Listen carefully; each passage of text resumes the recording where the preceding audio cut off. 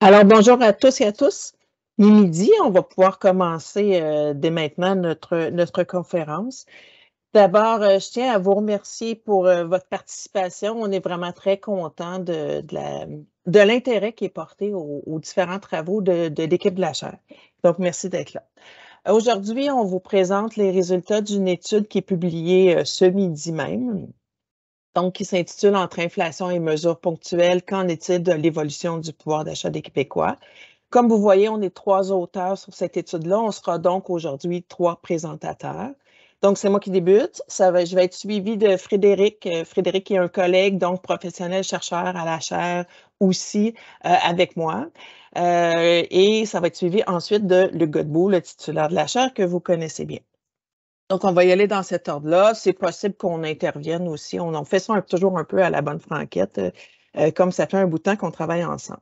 Donc, on y va de ce pas. On va donc vous présenter, je vais prendre le contrôle de cette présentation-là. Donc, on vous parle d'inflation, de mesures ponctuelles. En fait, l'inflation a pris beaucoup de place dans les médias au cours de la prochaine année, avec raison. On a connu des taux d'inflation qui sont plus élevés que ce qu'on a connu depuis plus de 30 ans, d'où l'intérêt de s'y intéresser. En parallèle à ça, les gouvernements ont mis en place des mesures ponctuelles pour que les ménages puissent faire face à cette hausse d'inflation-là. Donc, de notre côté, on s'est posé la question de dire, est-ce que les mesures, elles ont fonctionné pour aider les ménages? Et deux, est-ce qu'elles ont aidé à maintenir le pouvoir d'achat? Ce qui nous a fait reculer à dire, qu'est-ce que le pouvoir d'achat et comment il a évolué? Donc, c'était le but d'essayer de voir comment ce pouvoir d'achat-là a évolué avec les années. Je le dis, l'inflation a pris de la place beaucoup dans les médias. J'en ai un petit graphique ici qu'on a fait un peu pour s'amuser, là, donc c'est un peu anecdotique, c'est-à-dire qu'on est allé voir dans les principaux journaux combien de fois était écrit le mot inflation ou l'expression coût de la vie ou l'expression pouvoir d'achat lors de la dernière campagne électorale, donc qui s'est terminée en octobre, comparativement à ce qui s'était écrit lors de la campagne électorale précédente. Donc, ce qu'on voit, c'est que les inflations, coût de la vie, ça a été écrit près de 7 fois plus souvent et pouvoir d'achat près de 5 fois plus. Donc, je le dis, c'est anecdotique, mais c'est aussi le reflet de ce qui se passe, c'est-à-dire que ça prend de beaucoup de place, excusez, plus de place dans les médias, ça prend plus de place dans nos discussions en famille, entre amis, entre collègues, etc. Donc, il y a une raison à ça. C'est en partie par les médias, mais c'est aussi parce que l'inflation est beaucoup plus présente. J'arrête pas de dire ces termes-là, inflation, coût de la vie, pouvoir d'achat. Je vais donc un peu les définir.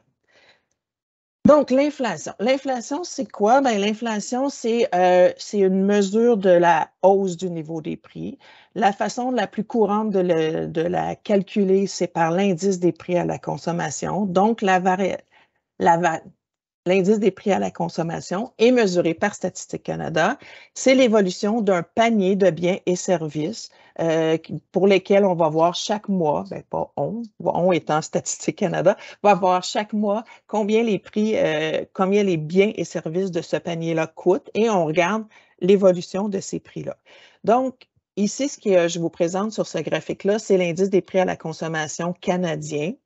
Qui a depuis le début des années 2000. Donc, on dit la Banque du Canada a fixé une cible d'inflation. Donc, on vise à maintenir une inflation entre 1 et 3 depuis le début des années 90, que cette cible-là, grosso modo, on voit que ça fonctionne assez bien dans les années 2000 et on voit surtout qu'aujourd'hui, on est vraiment à l'extérieur de ça. Donc, c'est vraiment exceptionnel depuis les 30 dernières années, ce qu'on vit actuellement.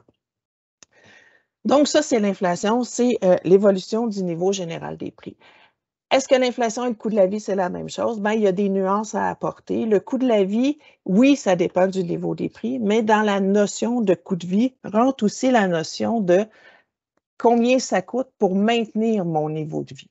Et pour maintenir mon niveau de vie, mon étant mon ménage ou votre ménage, on va agir ou on va prendre des décisions. Notamment, on peut décider de substituer des biens pour pour maintenir notre niveau de vie. On peut décider que je ne mange plus de la salade, mais je mange du chou parce que c'est moins cher.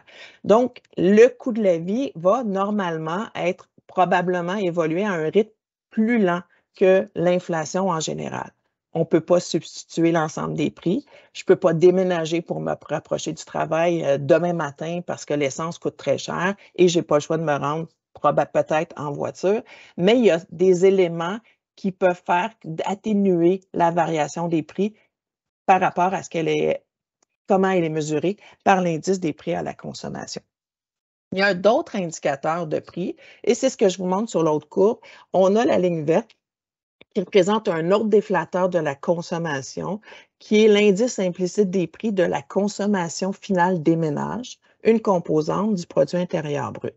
Donc, ce n'est pas une façon usuelle de mesurer l'inflation par cette composante-là, mais si on accepte l'idée que c'est la consommation finale des ménages, on accepte donc l'idée que c'est peut-être plus représentatif de la substitution qu'on a fait pour maintenir un certain niveau de vie. Donc, si on accepte cette idée-là, ce qu'on voit avec la courbe en pointillé, c'est que la variation est un peu moindre. Elle varie toujours à peu près dans le même sens, mais dans des amplitudes qui sont peut-être moins grandes. Donc, faut avoir en tête que le coût de la vie peut évoluer à un rythme plus lent que l'inflation. C'est pas mauvais de le comprendre ou de le nuancer. Coût de la vie, inflation. Je vous ramène ici, c'est le graphique de l'inflation du Québec. Donc, on voit notre fameux 6,8 % qui est l'inflation moyenne estimée pour l'année 2022, qui est beaucoup plus élevée que ce qu'on a connu dans les années précédentes. 6,8 % en moyenne, mais ça ne veut pas dire que chacun des biens qu'on achète augmente à ce rythme-là. Ici, ce qu'on vous présente, c'est la structure du panier de biens et services qui forme l'indice des prix à la consommation. Donc, on voit qu'il y a différentes catégories, donc aliments, logements, dépenses courantes. Au-dessus, ce que je vous montre, c'est vraiment le taux d'inflation de chacune de ces catégories-là. Donc, il y a des catégories pour lesquelles l'inflation est supérieure, comme l'aliment et le transport, et d'autres pour lesquelles l'inflation est inférieure. Donc, il y a une variation différente de la moyenne. Et ce que ce graphique-là montre aussi, qui est assez complexe, c'est que le panier, l'ensemble du panier, c'est-à-dire la composition du panier va être différente selon les catégories. Par exemple, le logement, dans le panier de l'IPC, prend beaucoup plus de place que les vêtements, par exemple. Donc, les poids sont différents selon la catégorie d'achat. Donc, tout ça fait en sorte qu'on se retrouve à une moyenne, mais comment je pourrais dire, si ma consommation à moi, c'est beaucoup de l'alimentation dans l'ensemble de mon panier, mais ça se peut que je ressente une inflation qui est beaucoup plus élevée que la moyenne. Mais ce n'est pas vrai pour l'ensemble de ma consommation. J'espère que je ne vous ai pas plus mêlé que d'autres choses, là, mais c'était un peu l'idée de vous montrer ça. Donc, la composition, la structure du panier. Petite parenthèse sur le transport. Donc, on a entendu beaucoup parler de l'inflation à ce niveau-là est importante et elle est due en bonne partie au prix de l'essence. Donc, une petite parenthèse sur le prix de l'essence. Ce que Luc me faisait remarquer et qu'on remarque en général, c'est qu'on est beaucoup plus frappé quand l'essence augmente. Hein. L'essence a augmenté dans l'année, a dépassé le 2 $ le litre, autour de 2,20 $ au mois de juin. Donc, c'est vrai que ça a augmenté beaucoup, ça a été très frappant et ça faisait mal au portefeuille. Depuis ce temps-là, par contre, ça diminue et on est aujourd'hui à un coût d'environ 1,55 $. Donc, beaucoup plus bas que la cible, le maximum de 2,20 $, mais on en entend un petit peu moins parler. Ce prix-là, il est composé de différentes choses, je ne rentrerai pas dans les détails, mais si on compare à ce que était le prix il y a 10 ans, V'là 10 ans, c'était à peu près 1,35 $. Ici, ce 1,35 $, je le ramène en dollars d'aujourd'hui, mais ce prix-là, il aurait été de 1,62 $. Donc, il faut aussi relativiser cette augmentation de prix-là, qui est très variable avec le temps. Bon, je ne dis pas qu'1,55 $, c'est pas cher, mais il y a différents éléments qui peuvent expliquer ces éléments-là. Donc, c'était une petite parenthèse sur le prix de l'essence. Dernière chose, je vous ai donc parlé du coût de la vie, la structure du panier de consommation, mais la structure de votre panier de consommation peut aussi être différente de l'indice du panier de l'indice des prix à la consommation. Et c'est une illustration que je vous fais ici. Donc, ce qu'on voit en haut, c'est la composition du panier de l'indice des prix à la consommation. Donc, je vous l'ai dit tantôt, les aliments autour de 18 le logement autour de 26 Mais vous et moi, parce qu'on a des enfants, parce que en fonction de notre revenu, de l'endroit où on vit, notre propre composition peut différer de celle-là. Donc, ce qu'on a fait pour illustrer ça, on est allé voir la consommation moyenne des personnes seules et on a regardé cette composition-là était laquelle. Bien, en termes d'aliments, ça ressemble au panier de l'IPC, mais on voit que le logement pour les personnes seules en moyenne prend beaucoup plus de place que ce qu'il y a en moyenne dans le panier de l'IPC.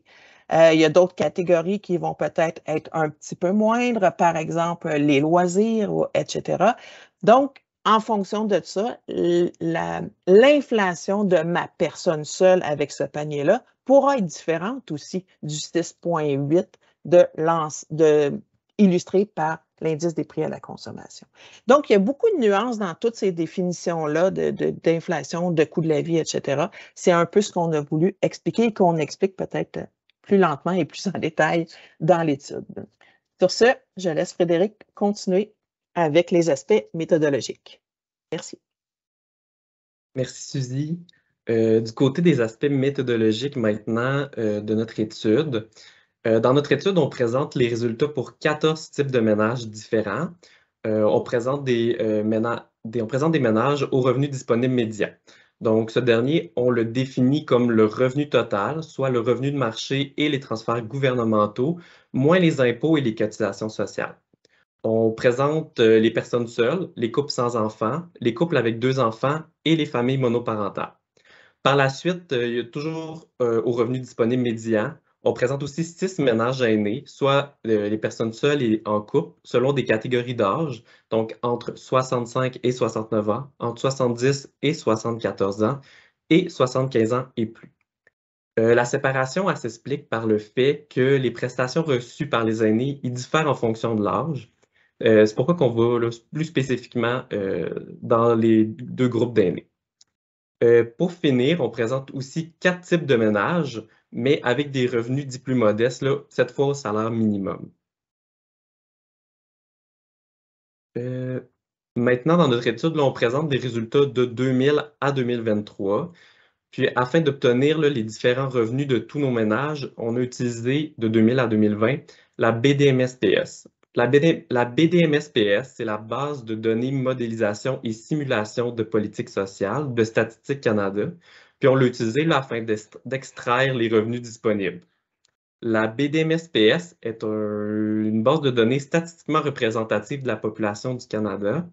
Puis, elle est construite là, à l'aide de 4 principales sources, soit l'enquête canadienne sur le revenu, les déclarations d'impôts, des données relatives à l'assurance-emploi, ainsi que l'enquête sur les dépenses des ménages. Par la suite, bien que le système d'impôt et de transfert de la BDMSPS soit adéquat, les taux de croissance qui sont appliqués ne reflètent plus la réalité là, pour les années suivantes 2021.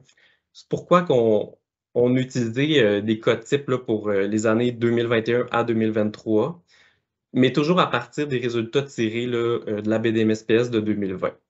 Ainsi, on utilise des prévisions du taux de croissance des salaires et de l'inflation plus réalistes là, pour les années suivantes 2020. Du côté de l'indexation pour 2023, puisqu'on fait une prévision là, pour 2023, il est important de noter qu'on utilise là, les paramètres d'indexation du régime d'imposition pour l'année 2023, provincial et fédéral. C'est des paramètres qui sont connus en ce moment. Puis, en fait, pour ce qui est de l'impôt sur le revenu, les paramètres d'indexation sont respectivement de 6,4 pour le Québec et 6,3 pour l'impôt sur le revenu fédéral. La pension de la sécurité de la vieillesse est indexée à 6,3 comme le régime d'impôt sur le revenu fédéral et la Régie des rentes du Québec est indexée à 6,5 pour l'année 2023. Puis de plus, on a pris en compte divers tarifs publics comme les services de garde subventionnés qui sont désormais limités pour les 4 prochaines années à une indexation maximum de 3 mais on applique là, les taux connus là, pour ces tarifs.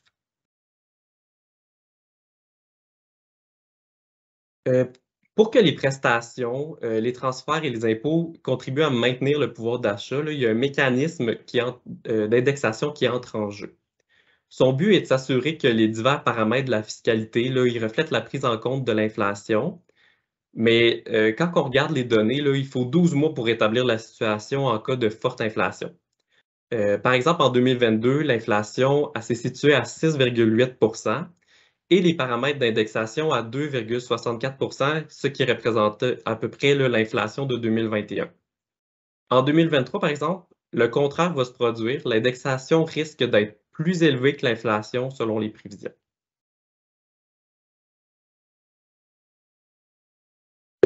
Du côté des mesures ponctuelles pour pallier la hausse du coût de la vie, rappelons-nous les 3 mesures du gouvernement québécois, soit il y a eu la prestation exceptionnelle pour pallier la hausse du coût de la vie, qui est un montant entre 200 et 400 $, dont nous avons inclus dans notre étude ce montant-là en 2022, puisqu'il a été reçu cette année-là, même s'il comptait pour 2021. En deuxième, il y a eu le montant aussi ponctuel pour pallier la hausse du coût de la vie, qui est un montant de 500 $. Puis, le deuxième montant ponctuel pour le coût de la vie, le nouveau, celui que les gens ont reçu dernièrement, qui était entre 400 et 600 $. Finalement, le fédéral aussi a eu une bonification du crédit d'impôt de TPS, qui était 50 du montant prévu pour ceux qui en bénéficient déjà. Donc, rappelons-nous à quoi servent les mesures ponctuelles. Ça sert surtout à contrer le délai entre l'inflation et l'indexation, mais aussi à compenser une inflation qui était nettement supérieure à l'inflation cible de 2 Aussi, la première et la dernière mesure, la quatrième, qui sont présentées, sont basées sur le revenu familial, tandis que les deux autres étaient basés sur des revenus individuels. Puis, maintenant, on va vous présenter la valeur des mesures ponctuelles reçues selon le niveau de revenu des ménages, dont nous allons vous présenter les résultats sur le pouvoir d'achat. Donc, les personnes au salaire minimum ont reçu des prestations allant de 1 609 $ pour une personne seule à 2 856 $ pour un couple avec 2 enfants. Pour les ménages au revenu disponible médian, la valeur des prestations varie de 900 $ pour les familles monoparentales jusqu'à 2 200 $ pour les couples aînés, peu importe leur âge. Je laisse maintenant la parole à ma collègue Suzy. T'es sur mute, Suzy. Merci. Donc, je reprends le contrôle. On arrive à notre indicateur de pouvoir d'achat. Donc, je reviens encore pour vous redéfinir certains concepts. Donc, le concept de pouvoir d'achat en lien avec tout ce qu'on a dit précédemment jusqu'ici. Donc, le pouvoir d'achat, c'est quoi? On le définit ici comme la capacité d'achat de biens et services que procure à une personne ou à un groupe de personnes l'ensemble de ses revenus ou de ses disponibilités. Donc, dans ce cas-là, il n'y a pas nécessairement juste la notion de prix qui entre en ligne de compte, mais il y a aussi une notion de revenu. Donc, ce qui nous permet d'acheter, c'est le revenu. Donc, le pouvoir d'achat va dépendre du revenu. Oui, l'inflation affecte le coût de la vie, mais le coût de la vie, c'est pas, voyons, je recommence ma phrase.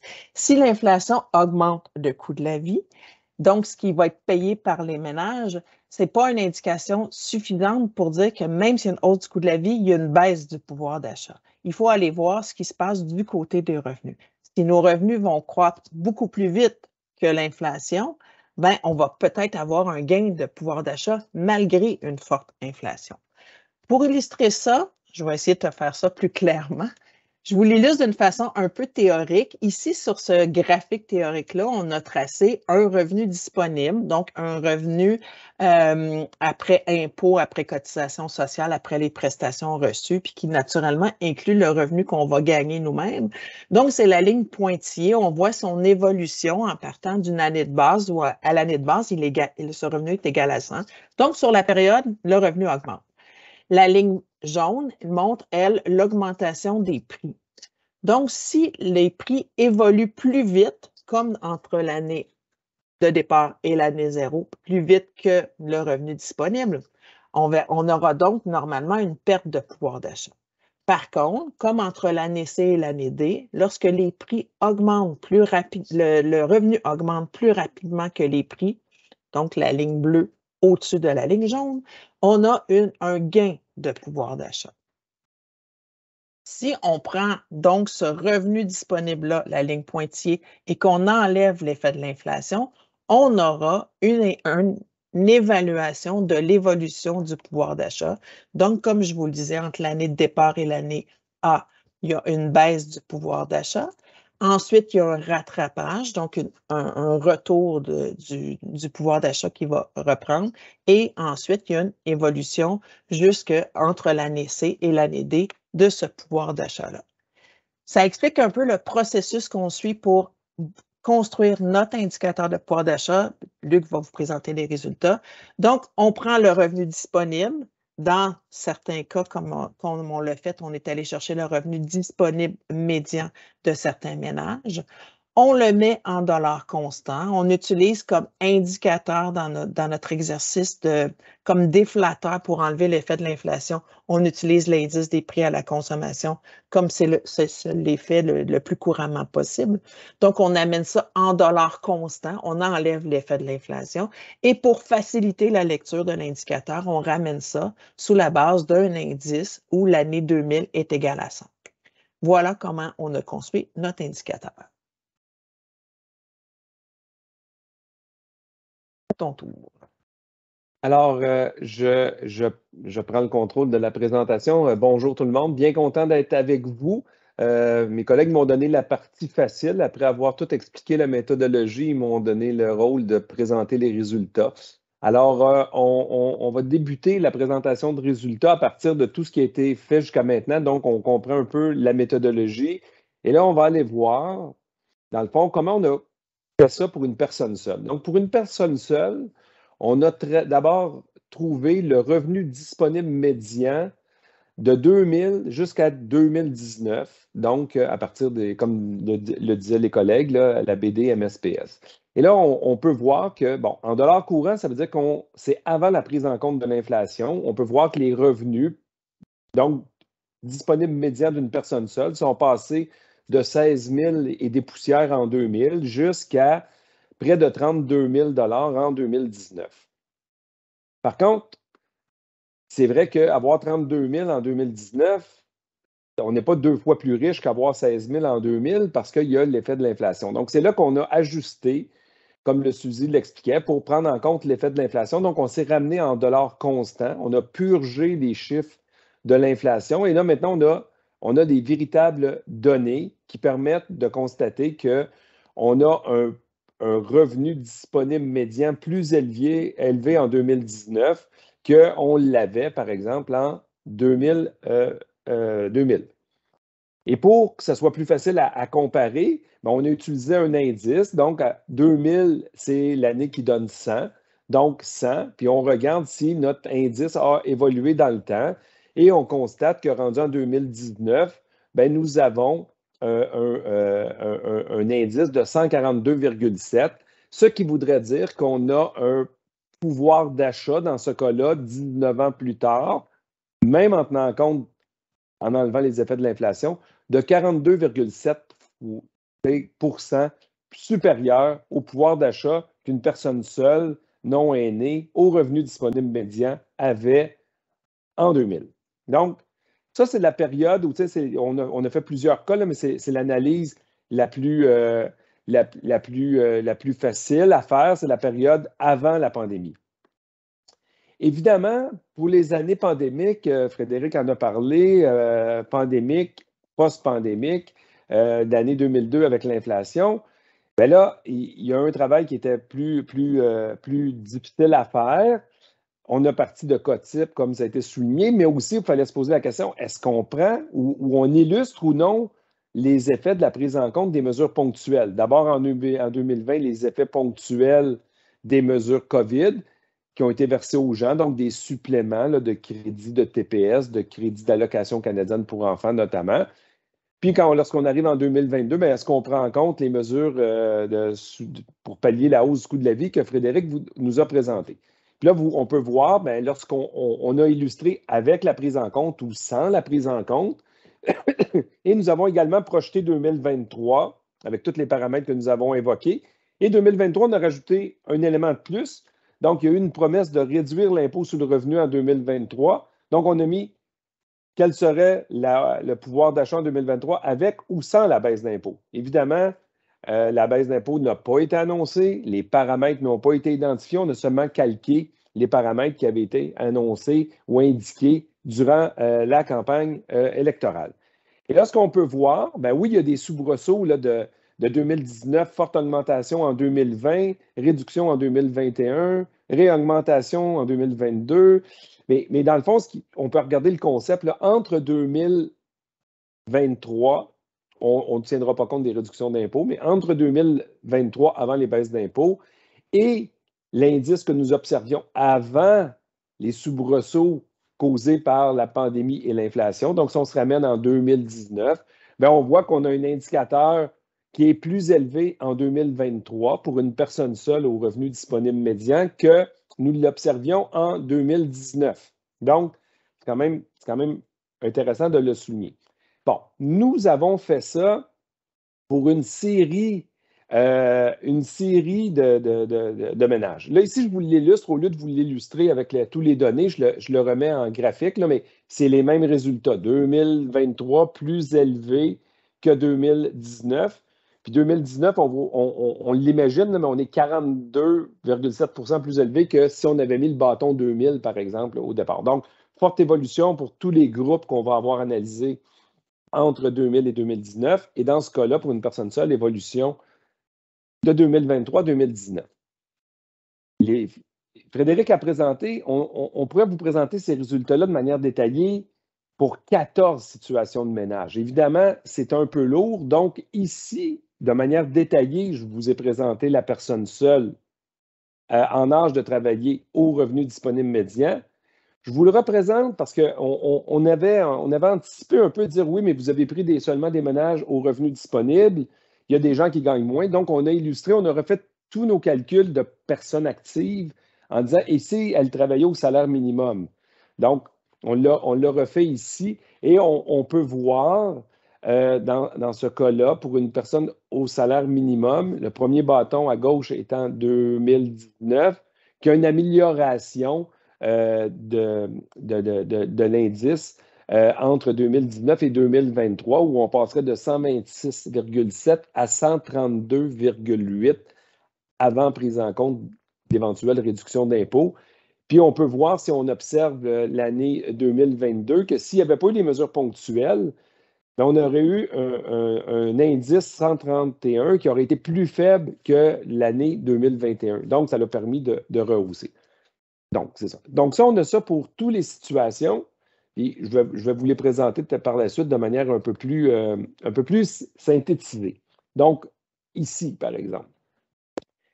Si on reprend ici les 4 ménages que nous avons analysés au revenu disponible médian étant sur le marché du travail, là, donc pas des personnes aînées, on s'aperçoit donc qu'il y a une augmentation à gauche, là, de la période 2000-2019, là, il y a un enrichissement, il y a un meilleur pouvoir d'achat pour tous les ménages analysés, allant de 38,4 % de plus. Encore une fois, je dis, c'est enlevé, une fois l'inflation enlevée, c'est un gain réel pour les couples sans enfants. Et pour les monoparentales, bien, le gain est encore plus marquant, il va jusqu'à 64 %. Ça, c'est la période 2000-2019. Si on s'en va à droite du graphique, on refait le même exercice pour la période 2019-2023. Et là, donc, on regarde et là, on s'aperçoit qu'à 1 % près, on maintient son pouvoir d'achat. En 2023, on maintient le pouvoir d'achat que nous avions en 2019. On voit qu'il y en a qui ont une baisse un petit peu, couple sans enfants, couple avec enfants, et familles monoparentales et personnes seules, ils ont au contraire une augmentation modeste de leur pouvoir d'achat si on compare 2023 à 2019. Donc ça, c'est pour les ménages actifs. Si on va voir nos simulations pour les retraités, comme Frédéric le soulignait, on a plusieurs cas types de retraités. Puis les âges, il y a beaucoup de catégories d'âge parce que les mesures gouvernementales, il y a des bonifications des prestations, notamment du côté du Québec, le soutien aux aînés débute à 70 ans. Du côté du fédéral, la pension de sécurité de la vieillesse est bonifiée de 10 % à 75 ans. Donc, c'est pour ça qu'on a fait des regroupements plus fins. Et si on regarde, encore une fois, au revenu disponible médian, cette fois-là, ce n'est pas essentiellement du revenu de travail, c'est essentiellement du revenu de pension, mais au revenu disponible médian, encore une fois, à gauche du graphique, on observe des augmentations de 2000 à 2019. C'est des augmentations plus modestes, mais des augmentations réelles quand même. Pour les 75 ans et plus, on va à 13,5 et ça atteint jusqu'à 29,1 % pour les couples, cette fois-là, âgés de 65 à 69 ans. Ça, c'est la période avant pandémie, long terme. Si on regarde la période plus court terme de 2019 à 2023, là, on voit que les fluctuations sont un peu plus prononcées qu'on l'avait vu pour nos situations de personnes actives au revenu disponible médian. Donc, les fluctuations qui vont de moins 5,3 jusqu'à plus 6,1.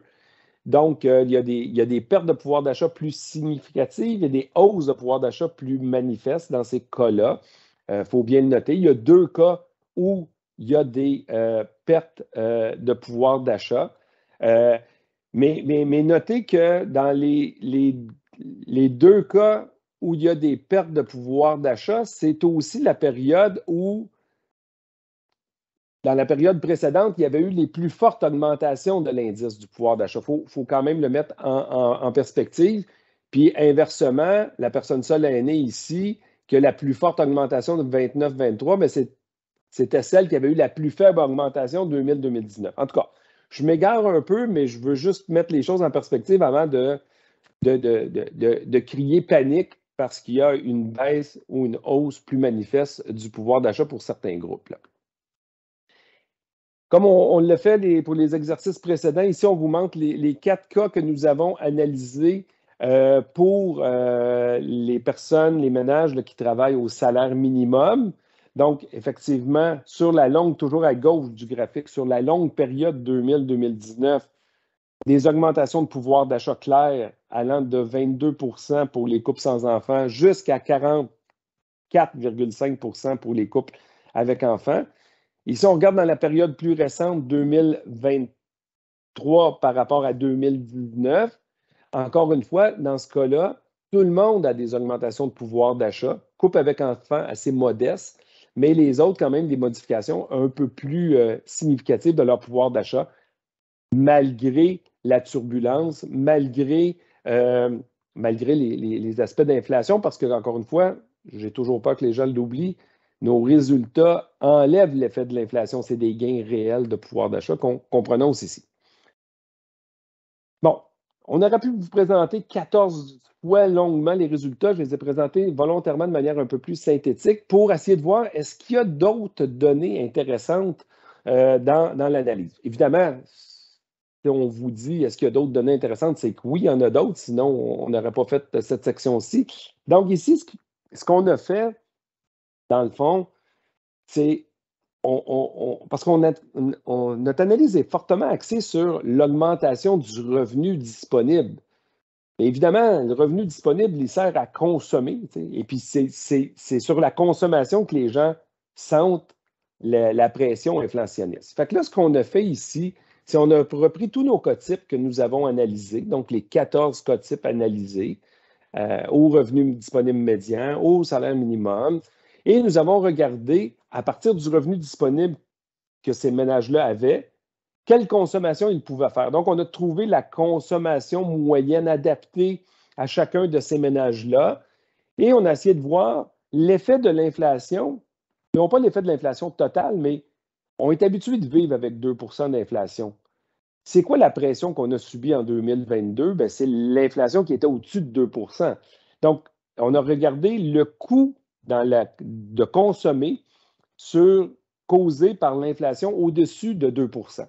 Puis là, vous voyez, ça va pour entre 1 234 pour une personne seule de 75 ans et plus, jusqu'à 4 433 pour un couple sans enfant. Donc, évidemment, les gens ont, à juste titre, subi une pression causée par un coût de consommation plus élevé que l'inflation habituelle. Bon. Et là, vous vous souvenez, en 2022, Frédéric en a parlé, il y a eu des compensations qui ont été versées, des mesures ponctuelles, 4 qu'on a recensées, là, qui ont été versées en 2022. Ici, je représente les chiffres que Frédéric avait évoqués plus tôt. Et là, on peut donc voir des mesures ponctuelles de 900 à 2856, là, selon la situation de ménage. Et là, ce qui devient intéressant, c'est de dire, est-ce que les mesures ponctuelles ont totalement compensé l'excédent d'inflation que nous avons connu en 2022? Puis, la réponse est, si on prend les ménages aux revenus disponibles étant sur le marché du travail, pour la personne seule, les sommes reçues ont plus que compensé l'excédent d'inflation. Par contre, pour les autres, vous voyez que ça l'a compensé partiellement à, disons, 29 % pour une famille monoparentale. Si on regarde du côté des aînés, il y a deux situations où les sommes versées par les mesures ponctuelles ont dépassé l'augmentation excédentaire là, de dépenses causées, le volet excédentaire de l'inflation dans les postes de dépenses. Puis dans les deux autres, on est autour de 84 %. Enfin, pour les gens à temps partiel, vous le voyez, les personnes seules, les couples sans enfants ont été plus que compensés par les mesures ponctuelles, alors que les personnes sans les couples avec enfants ou bien ont été à peu près compensés. Puis les familles monoparentales, c'est à 80 %. Ça veut dire que donc, il y avait une pression sur leur panier de consommation excédant le 2 % plus élevé que les sommes ponctuelles qu'elles ont reçues. On trouvait intéressant de faire ressortir ça également de l'analyse là, pour essayer de mieux incarner comment les gens subissent l'inflation. On garde notre analyse un peu plus spécifique sur 2022. Et là, encore une fois, je vous présente comment aurait évolué le pouvoir d'achat de 2022 par rapport à 2021 en l'absence des mesures ponctuelles. Donc, en l'absence des mesures ponctuelles, là, il n'y a pas de doute. Les couples sans enfants, la perte aurait été de 3 %, puis les familles monoparentales jusqu'à 5,4 %. Donc, on voit tous les ménages actifs analysés au revenu disponible médian en 2022 auraient eu une perte de pouvoir d'achat allant de 3 à 5,4 %. Là, ce qui devient de voir, c'est est-ce que les mesures ponctuelles ont permis d'effacer cette perte de pouvoir d'achat-là? Puis là, ce qu'on voit, dans le cas des personnes seules, ça l'a complètement effacé. Ça l'a même permis une légère augmentation du pouvoir d'achat en 2022, alors que dans les trois autres situations, ça l'a permis de réduire la perte du pouvoir d'achat, de la réduire de 3 fois moins pour un couple sans enfants à une réduction là, pratiquement de moitié pour un couple avec enfants, puis pour une famille monoparentale, en compenser là, une partie quand même assez moindre de la perte de pouvoir d'achat. Donc, ça, c'est une première analyse pour les ménages actifs. Vous comprenez qu'on a toujours nos familles, nos ménages aînés dans l'analyse. Et là, on peut voir, encore une fois, 2022 par rapport à 2021, on peut voir qu'il y a 2 situations sur 6 qui ont une perte de pouvoir d'achat avant les mesures ponctuelles pour le coût de la vie, mais qu'il y a 4 ménages sur 6 qui ont une augmentation de leur pouvoir d'achat avant la prise en compte des mesures ponctuelles. Et les ménages qui ont des augmentations de pouvoir d'achat avant les mesures ponctuelles, c'est en partie dû par le fait qu'ils ont une caractéristique commune, 70 ans et plus, et le soutien aux aînés a été bonifié de manière rétroactive et de manière permanente.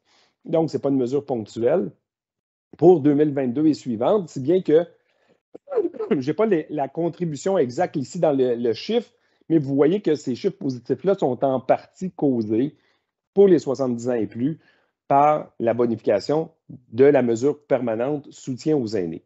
Encore une fois, on présente en prenant en compte les mesures ponctuelles, cette fois, les 4 mesures ponctuelles qu'on vous a déjà nommées maintes fois, et ça permet, ces mesures ponctuelles-là, pour les aînés, ça a permis d'augmenter le pouvoir d'achat de 5 groupes, d'avoir un effet positif. Là, donc, il y a une croissance d'un indicateur positif de pouvoir d'achat. Puis pour le couple des 65-69 ans, ça l'a pratiquement effacé complètement la perte de pouvoir d'achat qu'il y aurait eu en 2022 par rapport à 2021. On le refait une dernière fois, ce même indice, cette même analyse-là pour les personnes au salaire minimum. Encore une fois, en l'absence des mesures ponctuelles, il y aurait une perte de pouvoir d'achat pour les 4 groupes analysés. En incluant les mesures ponctuelles, bien là, on a un effet positif, donc, sur 2 groupes où il y a une augmentation du pouvoir d'achat. 2 autres groupes, couple avec enfants puis monoparental. Donc, la caractéristique, c'est dans ce cas-là d'avoir des enfants. Il y a une réduction significative de la perte de pouvoir d'achat, mais elle n'est pas complètement effacée par les mesures ponctuelles. Bon, ici, là, il n'y a rien de nouveau.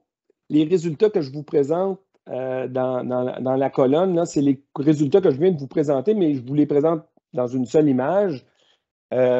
Et on constate donc qu'il y a 4 ménages sur 14 entre 2019 et 2023 qui a vu son pouvoir d'achat diminuer. Et là, le titre de la colonne est important. Ça veut dire je dis tout le temps que c'est ajusté pour tenir compte des dollars constants et donc c'est un gain réel. Mais l'ajustement a été fait avec l'indice des prix à la consommation. Suzy, plus tôt dans la présentation, vous a présenté un graphique vous montrant l'évolution de l'IPC, de l'indice des prix à la consommation annuel. Et elle vous a présenté par la suite un autre indicateur, l'indice implicite des prix, en disant que quand les ménages ajustent leur consommation, l'indice implicite des prix va augmenter plus modestement que l'IPC. Et donc, en annexe de l'étude, on a refait tous les calculs qu'on a présentés sur la base non plus d'ajuster les prix, l'ajustement en dollars constants, de l'avoir fait avec l'indice des prix à la consommation, mais d'avoir fait l'ajustement du dollar constant avec l'indice implicite des prix. Et ce que ça nous montre dans ce cas-là, bien, ça nous montre que dans 10 cas, les gains de pouvoir d'achat seraient plus forts sur 14. Dans 2 cas sur 14, on serait passé on aurait effacé les pertes, ça serait devenu des gains. Puis dans les 2 derniers cas, il reste toujours des pertes de pouvoir d'achat, mais elles sont quand même beaucoup plus modestes qu'ils ne l'étaient lorsque calculé avec l'IPC. Je ne dis pas qu'il ne faut pas faire les calculs avec l'IPC, c'est ce qu'on a choisi de faire. Mais je dis, quand les gens ménages s'ajustent, ça se peut qu'elles aient subi l'inflation de manière un peu moindre. Si on avait présenté les résultats uniquement avec l'indice implicite des prix, on serait arrivé à un résultat où, dans les 14 ménages présentés, il y aurait seulement eu un ménage qui aurait eu une perte de pouvoir d'achat de près de 3 % sur la période 2019-23 et un ménage qui aurait été à peu près au maintien du pouvoir d'achat avec un 0,2 %. Donc, ce qui nous amène, dans le fond, avant de passer à la période de questions, là, ce qui nous amène à quelques remarques finales. Ce qu'on peut dire en remarque finale, ben, quand on voit sur le long terme, il n'y a pas de doute, là, le pouvoir d'achat s'accroît, même s'il peut y avoir des années à la baisse, il n'y a pas de doute. Là. Mais quand on regarde des années plus fines, là, les années notamment 2020, 2022, notamment 2022 avec l'inflation, on peut comprendre un peu quand même l'inquiétude des ménages. Puis on peut comprendre la pertinence des mesures ponctuelles qui a permis de stabiliser l'indice des pouvoirs d'achat dans les années mouvementées. Bon, je pense en gros, c'est ça le message qu'on peut retenir. Il y a un dernier point qu'on peut dire aussi, puis c'est en partie normal, là, c'est l'indice de pouvoir d'achat, il s'accroît plus vite pour les personnes actives que pour les personnes non actives. Les personnes actives, en participant au marché du travail, ils ont des salaires. Quand l'économie croît puis qu'il y a des gains de productivité, ça finit par se répercuter dans les salaires. Donc, les salaires augmentent plus vite que l'inflation, donc c'est normal que le pouvoir d'achat s'accroît. Pour les personnes non actives, oui, il y a des gains de pouvoir d'achat qui sont possibles, mais souvent, les revenus de retraite, dans certains cas, sont simplement indexés à l'inflation. Dans d'autres cas, ils ne le sont pas. Dans d'autres cas, c'est des revenus qui sont liés à des placements qui sont sujets à des rendements boursiers ou de placement. Donc, les gains de pouvoir d'achat sont, pour les personnes non actives, souvent plus modestes. Mais rendu à la retraite aussi, il y a un déplacement. Est-ce que c'est juste les revenus qui servent à maintenir le pouvoir d'achat de consommation ou il y a de la désépargne? Donc, on dévie un peu, là, mais on arrive dans ces points-là. Alors, je dirais à Suzy qu'on est prête à passer à la période de questions. Je vais donc arrêter le partage de la présentation. Parfait. Merci, Luc. Merci pour la présentation. En effet, on est rendu à la période de questions, donc on a une dizaine de minutes pour la période de questions. On prend donc les questions par écrit. Il y a quelques questions, il y a quelques questions techniques aussi. Je vais donner un petit avis par rapport à ça. Pour ce qui est dans la métaux, c'est sûr qu'on a fait le tour assez rapidement ici, mais dans le cahier, vous devriez avoir des réponses à toutes vos questions, donc pour pouvoir voir, notamment sur quels sont les niveaux de revenus disponibles médians qui ont été utilisés. Oui, dans l'étude, il y a les tableaux entiers pour chacun des groupes, donc vous pourrez voir exactement ce qui a été utilisé. Je vous rappelle que c'est ce qu'on est allé chercher dans la base de données, c'est les revenus disponibles médians, donc de chacune des années. C'est pas nécessairement le même ménage, mais c'est le ménage qui est au revenu disponible médian. Donc, c'est ça qui montre la croissance.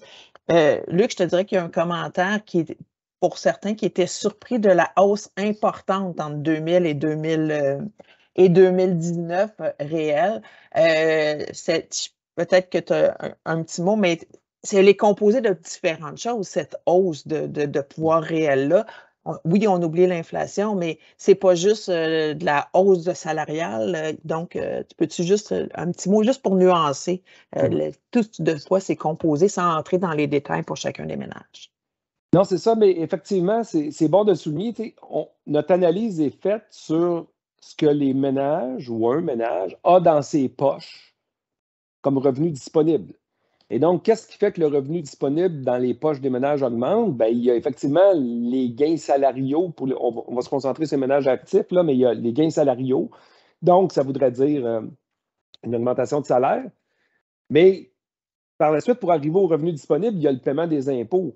Donc, durant la période 2000, 2001, 2002, après ça, il y a eu d'autres périodes, il y a eu des réductions du poids de la fiscalité. Il faut quand même le garder à l'esprit. Et ça a contribué à augmenter notre indice de pouvoir d'achat. Donc, les réductions d'impôts ont contribué, alors qu'à l'inverse, une augmentation d'impôts aurait contribué à réduire le pouvoir d'achat, il faut bien le comprendre. Là. Mais c'est pris en compte, donc c'est net de la fiscalité, notre analyse.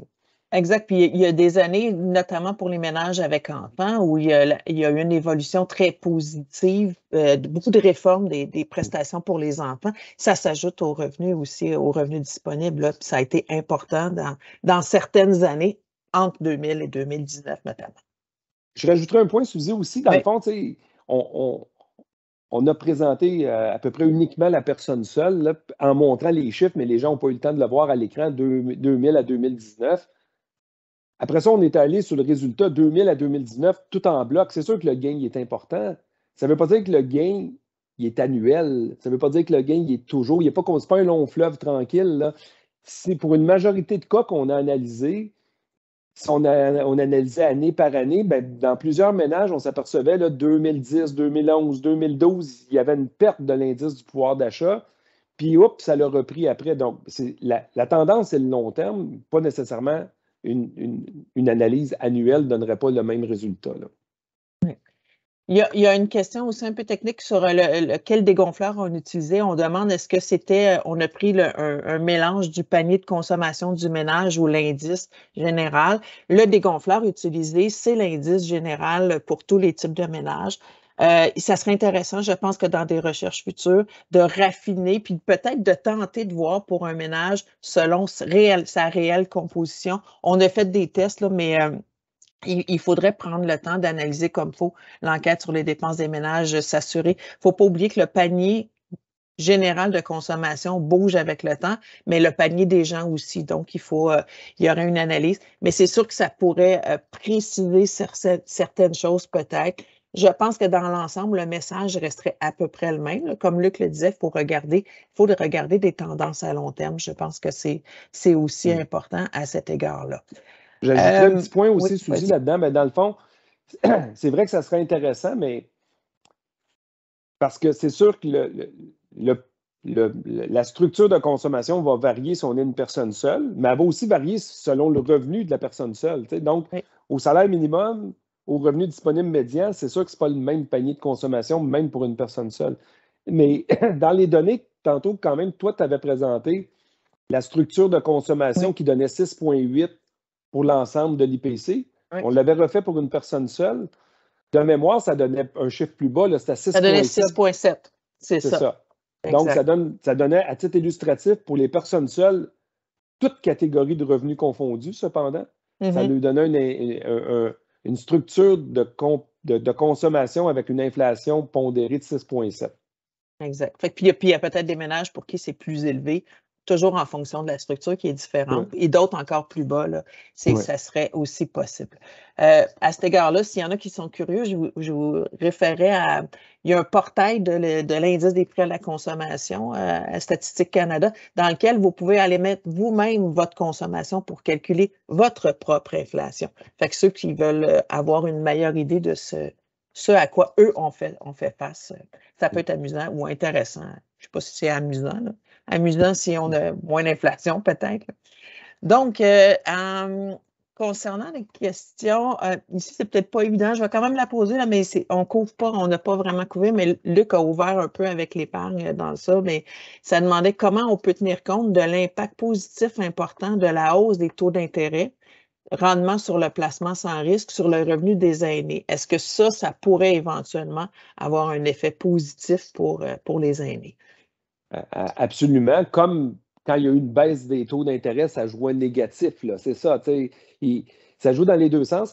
Nous, c'est pour ça, puis là, j'ai dit le mot épargne, il me restait 3 bouts de salive à dire avant de passer à la période de questions.